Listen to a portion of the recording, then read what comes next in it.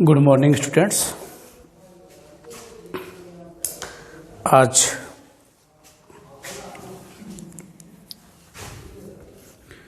BSc part first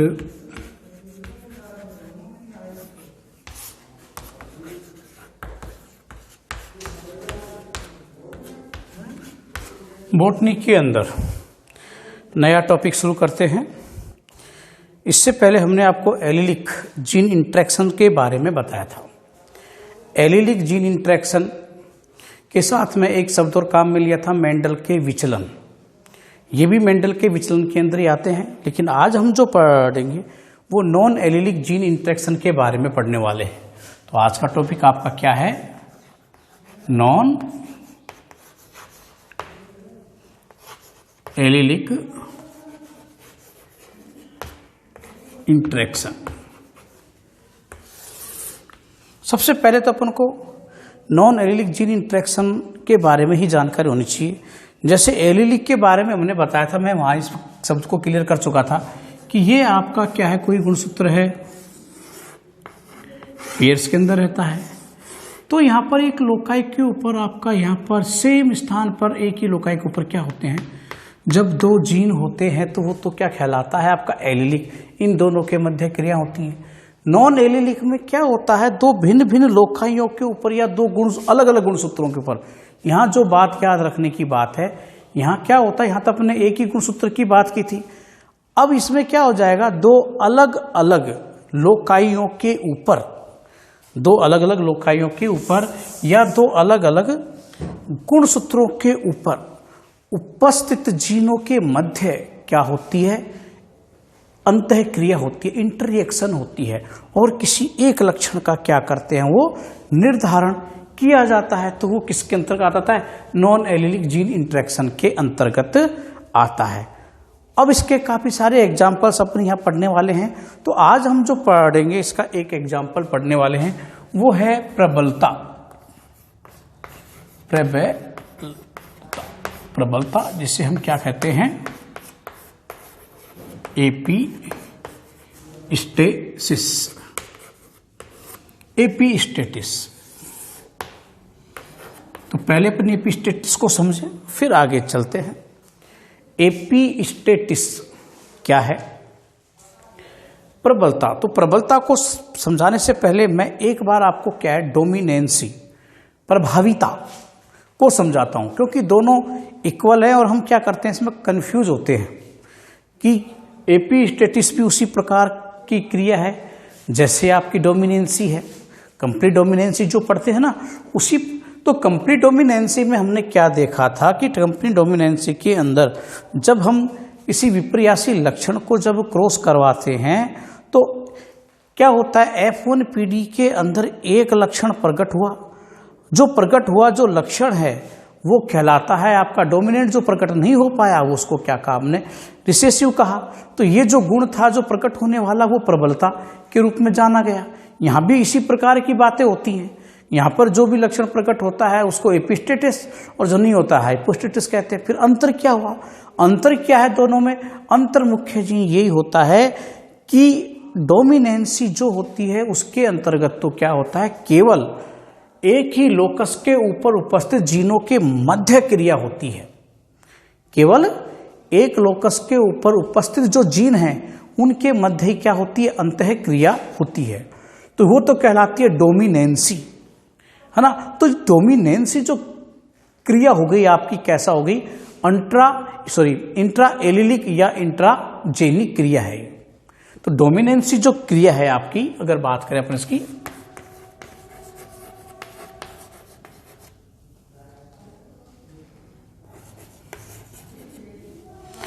ये तो होती है इंट्रा एलिलिक या, और कौन सी, इंट्राजेनिक क्रिया होती है ना। एक ही लोकस के अंदर उपस्थित जो जीन होते हैं उनके मध्य ही क्रिया होती है ना। और जबकि एपिस्टेटिस जो क्रिया है ये आपकी क्या होती है, इंटरजेनिक ये इंटरजेनी क्रिया होती है, यानी कि दो अलग अलग लोकाइयों के ऊपर उपस्थित जीनों के मध्य जब क्या होती है, क्रिया होती है, उस समय प्रबलता उत्पन्न होती है। एक लोकस वाली नहीं होती, एक लोकस वाले को हम क्या कहेंगे, डोमिनेंसी, और अलग अलग लोकाइयों के ऊपर क्या होती है, ये क्रिया होती है, तो वो क्या कहलाएगी, आपकी डोमिनेंसी प्रबलता कहलाएगी, एपिस्टेटिस कहलाएगी। मेरे हिसाब से इस शब्द को आप समझ चुके होंगे कि डोमिनेंसी में और एपिस्टेटिक्स में क्या अंतर है। अब देखो एपिस्टेटिस है क्या। एपिस्टेटिस होती क्या है। एपिस्टेटिस के अंतर्गत हमने क्या पढ़ा था कि एपिस्टेटिस जो है आपका शब्द, इसके अंतर्गत हम क्या करते हैं, जब भी कोई क्रिया अपन क्या करते हैं, करवाते हैं। किसके मध्य करवाओगे भैया आप, जैसे कि मान लीजिए अपने कोई क्रिया करवाई आपकी जीनों के मध्य, जो क्रियापन करवाते हैं आपस में, यानी कि दो स्वतंत्र जीन हैं, है ना। ये जब क्या करते हैं, एक साथ क्रिया करते हैं, तो ये एक दूसरे को इस प्रकार से प्रभावित करते हैं। दो स्वतंत्र जीन हैं आपके, और जब ये एक साथ क्या करते, क्रिया करते हैं, तो ये एक दूसरे को इस प्रकार से प्रभावित करते हैं कि एक जीन दूसरे जीन के प्रभाव को छिपा देता है। एक जीन जो है दूसरे के प्रभाव को क्या कर देता है, छिपा देता है। इस घटना को ही हम क्या कहते हैं, एपिस्टेटिस कहते हैं। तो क्या कहा इसमें, कभी कभी दो स्वतंत्र जीन, तो इसमें क्या हुआ, कभी कभी दो स्वतंत्र जीन इस प्रकार क्रिया करते हैं कि इस प्रकार क्रिया करते हैं कि एक जीन दूसरे जीन के प्रभाव को दबा देता है, दबा दे देता है ना। तो यह क्रिया क्या कहलाती, इसी घटना को क्या कहते हैं, एपिस्टेसिस कहते हैं। नेक्स्ट, जो जीन क्या करता है, दूसरे को दबाता है, जो जीन दूसरे जीन के लक्षण को दबा देता है, उसे क्या कहेंगे, एपिस्टेट जीन कहेंगे। उसे क्या कहेंगे अपन, एपिस्टेट जीन कहते हैं।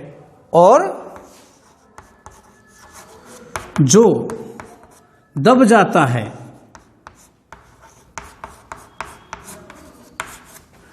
उसे हाइपोस्टेट जीन कहते हैं। उससे क्या कहते हैं अपन, हाइपोस्टेट जीन कहते हैं। दो जीन थे आपस में, जब क्रियाएं होती हैं दोनों के अंदर, तो एक क्या करेगा, F1PD के अंदर अपना प्रभाव प्रकट करता है। जो प्रभाव प्रकट किया है ना, जो प्रभाव को प्रकट करता है, F1PD छोड़ो यहाँ पर, यानी कि एक प्रभाव को जो क्या करता है, ये प्रकट करता है, वो तो कहलाता है एपिस्टेटिस, दबाने वाला जो है प्रभाव, वो तो एपिस्टेटिस कहलाएगा। और ये जो आपका दब जाता है वो हाइपोस्टेटिस, यही जो प्रक्रिया है वो आइकन आपका एपिस्टेटिस आपकी कहलाती है। अब इससे हम क्या करते हैं, एक एग्जाम्पल के द्वारा समझाते हैं। अब एग्जाम्पल हम लेते हैं, यहाँ पर आपका क्या है, वैसे ये हाइपोस्टेटिस है, दो प्रकार की होती है आपकी प्रबलता, क्या है, दो प्रकार की है। उसमें एक आज देखते हैं। एक तो होती है डोमिनेंस एपी स्टेसिस, और दूसरी क्या कहलाएगी, रिसेसिव एपी स्टेसिस। आज हम ये देखेंगे डोमिनेंस एपी स्टेटिस। अब प्रभावी जो प्रबलता है, एक तो इसका जो याद रखने की योग्य जो बात है सबसे महत्वपूर्ण, उसका क्या रखेंगे अपन, रेशियो। अपन को इसका रेशियो याद होना चाहिए। रेशियो होता है 12:3:1। जबकि मेंडलिज्म के अकॉर्डिंग हम जब देखते हैं द्विसंकरण क्रॉस जब कराया जाता है तो उसके अंदर F2PD का जो अनुपात आता है वो क्या होता है, 9:3:3:1 आता है। लेकिन यहाँ पर क्या होता है, ये एक संशोधित अनुपात अपन को अलग प्राप्त होता है 12:3:1। तो ये क्या है, शॉर्ट नोट क्वेश्चन जो आते हैं आपके उसके अंदर पूछा भी जा सकता है। तो डोमिनेंस एपी स्टेटिस है जिसका अनुपात आपको याद रखना है 12:3:1। ये किस प्रकार से आता है, यही चीज हमको क्या है, प्रभावी प्रबलता के अंतर्गत पढ़नी है। तो इसका एग्जाम्पल अपन करते हैं।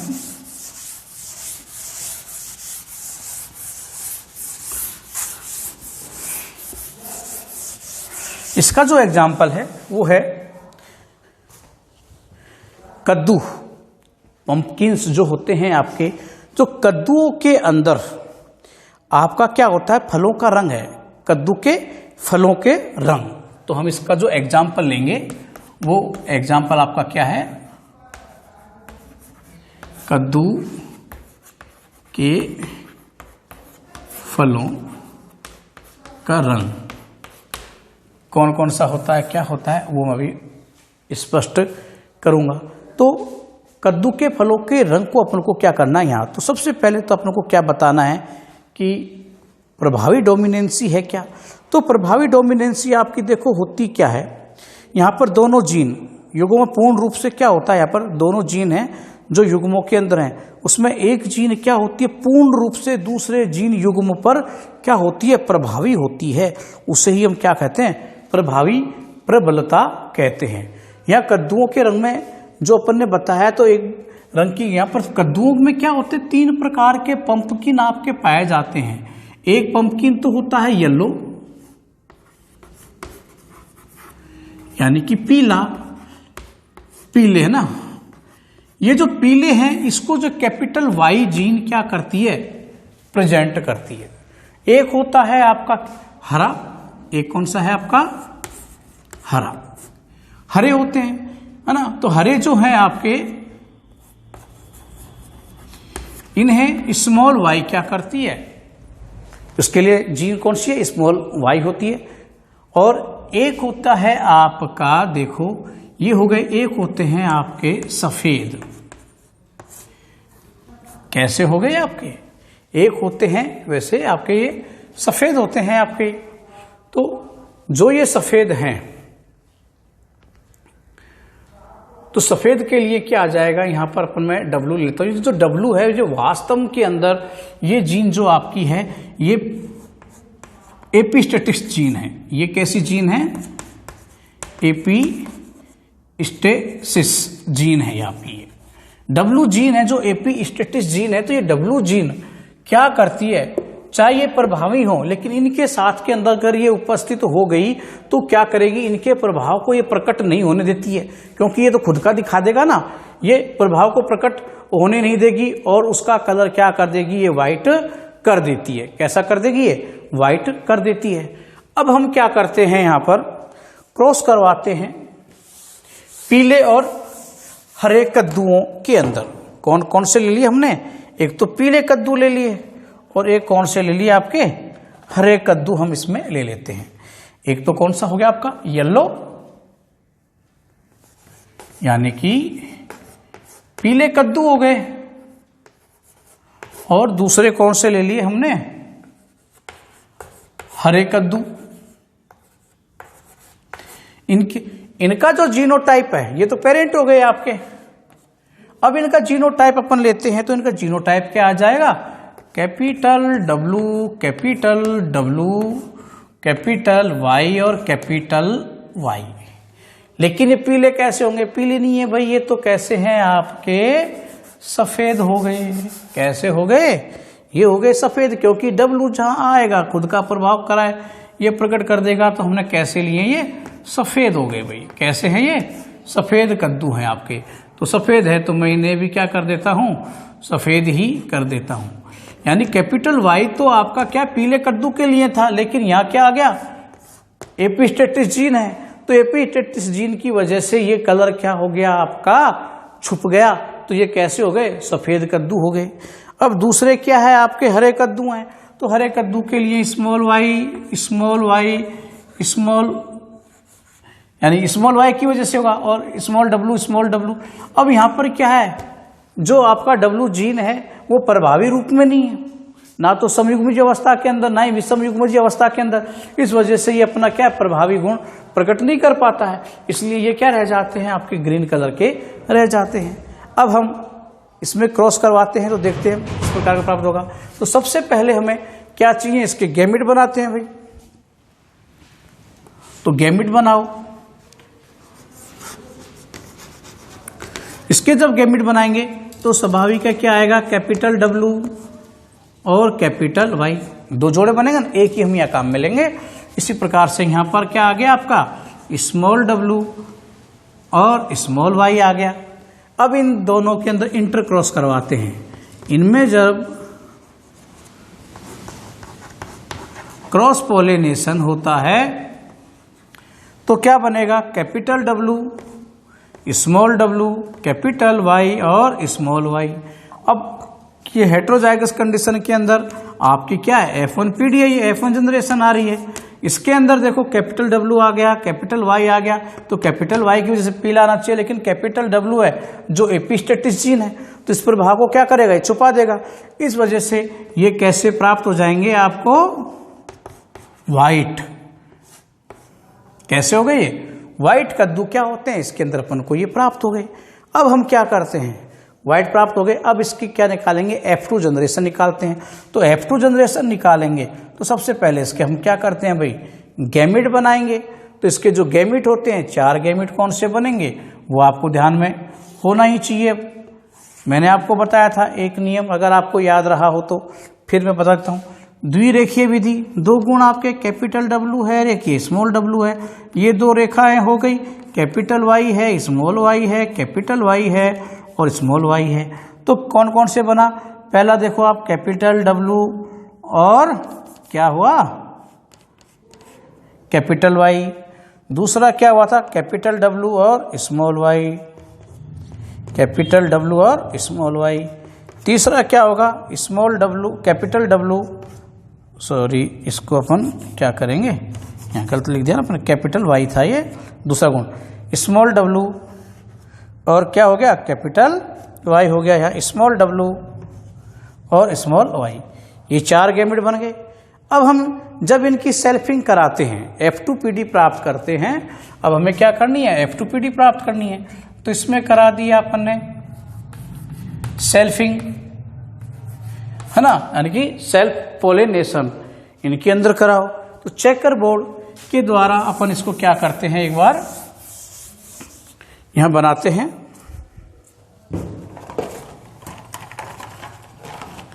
तो देखिए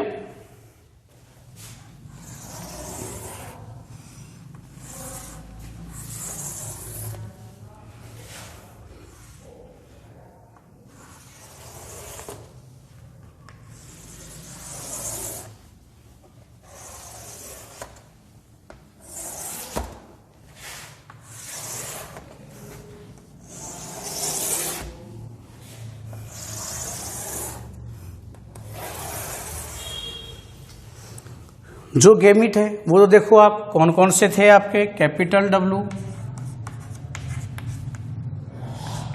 ये कौन सी पीढ़ी हो गई आपकी? F2 generation. Capital W, capital Y, यहाँ भी कैपिटल डब्लू, कैपिटल वाई। दूसरा क्या है? Capital W, small Y, capital W, small Y. तीसरा लिया था small W, capital Y, small W, capital Y. ये क्या होगा? स्मॉल डब्लू और स्मॉल वाई।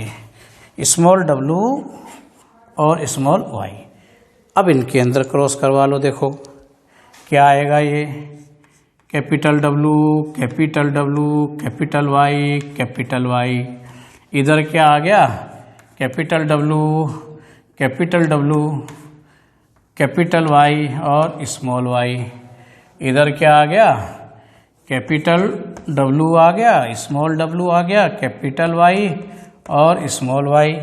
इधर भी आपका क्या आएगा, capital W capital Y small Y.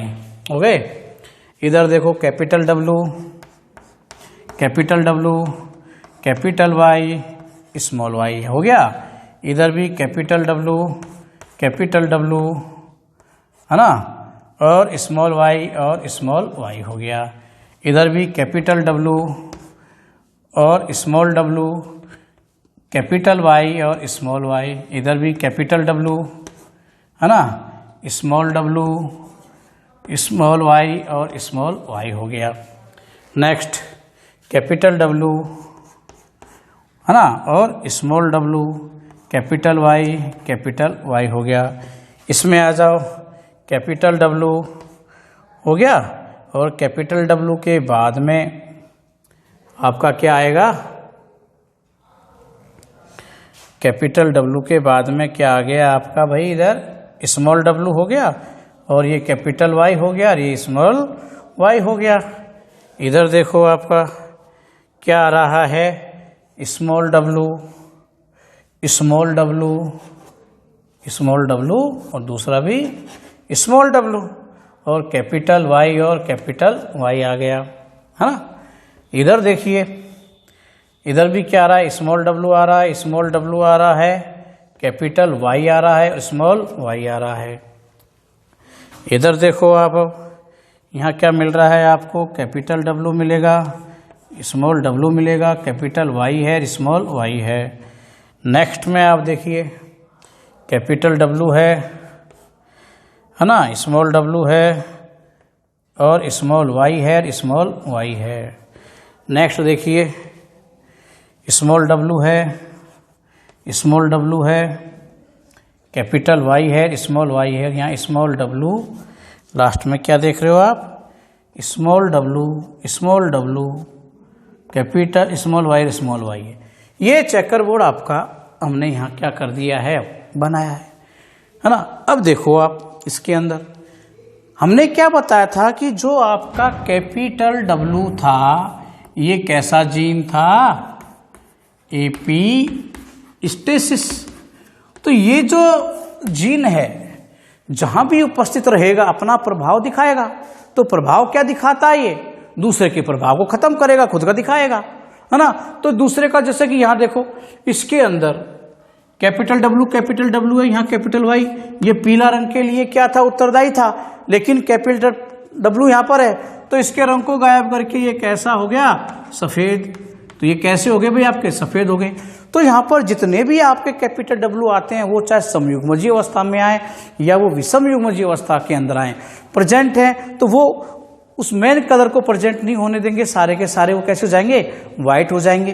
तो आप वो गिनो कितने हैं कैपिटल डब्लू। यहाँ कैपिटल डब्लू आ रहा है, इसमें भी आ रहा है, नहीं आ रहा है, यहाँ भी आ रहा है, इधर भी देखो यहाँ भी आ रहा है, इधर देखो यहाँ भी है,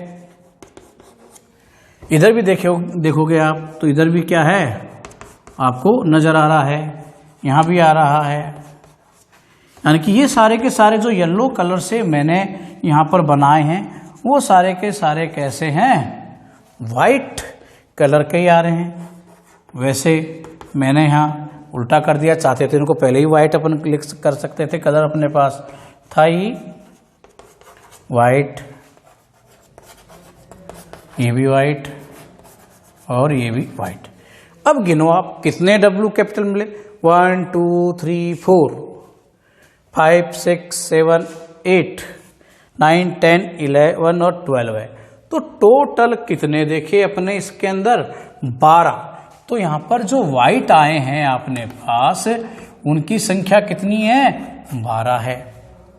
और अब आ जाइए इधर, यहाँ कैपिटल वाई है, यहाँ केवल एक कैपिटल वाई है, यहाँ एक कैपिटल वाई है, यहाँ और वाई क्या करता है, येलो के लिए उत्तरदायी होता है। तो ये तीनों कैसे हो गए आपके येलो, येलो। तो तीन आपके कैसे मिले, ये तीनों कैसे मिले आपके, येलो हो गए। एक केवल ग्रीन है, ग्रीन कितने हैं, वो केवल एक है, दिख ही रहा है आपको, लास्ट वाला क्या है आपका ग्रीन, केवल एक है। तो अब एपिस्टेटिस का अनुपात हमने क्या देखा यहां पर, 12:3:1। कितना अनुपात आ गया इसका, 12:3:1 क्या है, ये अपन को यहां पर क्या हो रहा है, एपिस्टेटिस का प्राप्त हो रहा है। तो ये आपकी किसका एग्जाम्पल हो गया, प्रभावी प्रबलता का एग्जाम्पल ये हुआ। कोई कंफ्यूज इसके अंदर, एक बार थोड़ा सा और मैं इसको बता देता हूं आपको। देखो प्रभावी प्रबलता के अंदर क्या होता है, आपका क्या है, दो स्वतंत्र जीन युग्म है, तो उसमें एक जीन युग्म क्या करता है, दूसरे जीन युग्म के ऊपर पूर्ण रूप से प्रभावी होता है, उसके प्रभाव को क्या करेगा, वो प्रकट नहीं होने देता है। तो यहाँ पर जो प्रभावी जो जीन है आपका, जो एपिस्टेटिस जीन, वो कौन सा है, W है। जो ये W वाला है वो एपिस्टेटिस जीन होता है। जब क्या होता है, अब इसका एग्जाम्पल हम क्या करते हैं, जैसे कद्दू के लिए लिया है अपन ने यहाँ, तो पंपकिन के जो 3 प्रकार के कलर नॉर्मली इसके अंदर पाए जाते हैं, एक तो होता है येलो, एक होता है ग्रीन, एक व्हाइट। तो व्हाइट, येलो और ग्रीन, तो जो आपका येलो है वो अन्य 2 कलरों के ऊपर क्या डोमिनेंट होता है, आपका अन्य ऊपर क्या डोमिनेंट होता है। जब आप सफेद और हरे कद्दुओं के मध्य क्या करवाते हैं, क्रॉस करवाते हैं, तो इसकी क्या है, विषम युग्मजीय जाति अपने पास आएगी, क्योंकि कैपिटल वाई और तो ये क्या करेगा, इसके साथ में रहने के कारण अपना गुण दिखाएगा, इसके गुण को क्या करेगा, प्रकट नहीं होने देगा। तो ये कैसे प्राप्त होंगे, आपके सफेद प्राप्त होते हैं। और ये रिसेसिव रूप में स्मॉल वाई ग्रीन के लिए है, तो स्वाभाविक ग्रीन ही होगा। जब इनमें क्रॉस करवाया हमने, तो F1 पीढ़ी में हेट्रोजाइगस कंडीशन के अंदर ये जीन प्राप्त होते हैं, जो कि विषम युग्मजीय अवस्था के अंदर देख रहे हो आप। तो ये क्या है आपका W यहाँ भी है, तो ये भी कैसा होगा, व्हाइट प्राप्त होगा। फिर इनका हमने क्या किया, सेल्फिंग करवाई, F2PD प्राप्त की। तो F2PD में ये निम्न रेशो अपना क्या जो प्राप्त आया, तो यहाँ हमने निम्न पूरे रेशो के अंदर क्या देखा, जहां भी समयुग्मजीय या विषम युग्मजीय अवस्था के अंदर एपिस्टेटिस जीन यानी कि W जीन उपस्थित है, वो क्या करेगा, दूसरे के प्रभाव को प्रकट नहीं होने देगा, और वो सारे के सारे कैसे हो जाएंगे, व्हाइट हो जाएंगे। तो इनमें सब में देखा हमने कहीं ना कहीं पर समयुग्मजीय अवस्था के अंदर, कहीं पर क्या आपका विषम युग्मजीय अवस्था के अंदर कैपिटल W क्या है आपका प्रेजेंट है, तो इस वजह से क्या होंगे, कलर प्रेजेंट नहीं हो पाते हैं और सारे के सारे व्हाइट होते हैं। और जहां पर ये रिसेसिव रूप में पाए जाते हैं और डोमिनेंट अवस्था के अंदर जो जीन होगा वो अपना कलर क्या करेगा, प्रेजेंट करेगा। यहाँ देखा रिसेसिव के अंदर तो है ये, लेकिन कैपिटल वाई तीनों पाया गया। तो कैपिटल वाई किसके लिए था, येलो के लिए था, तो ये क्या करेगा, अपना रंग उत्पन्न होगा। तो यहाँ पर कैसे हो गए, येलो हो गए। यहाँ स्मॉल वाई आ गए दोनों समयुज अवस्था में, और स्मॉल वाई समयुज अवस्था में क्या करते हैं, ये रिसेसिव कैरेक्टर था आपका, ये हरे रंग के लिए उत्तरदायी है, तो ये आपका क्या हो गया, हरे प्राप्त हो गए। तो इस पूरा अनुपात अपने पास आ गया 12:3:1, ये अपने पास क्या होता है, प्राप्त होता है। तो ये था आज का अपना क्या है, प्रभावी प्रबलता। तो हमने जो आज पढ़ा था, कौन सा टॉपिक पढ़ा है, प्रभावी प्रबलता। कल हम नेक्स्ट टाइम पर जो लेंगे वो लेंगे आपका कौन सा, रिसेसिव प्रबलता, है ना, रिसेसिव एपिस्टेटिस, जिसे अपन सप्लीमेंट्री क्या कहते हैं, एपिस्टेटिस के नाम से भी जानते हैं, यानी सप्लीमेंट्री जीन के नाम से भी जानते हैं। Thank you.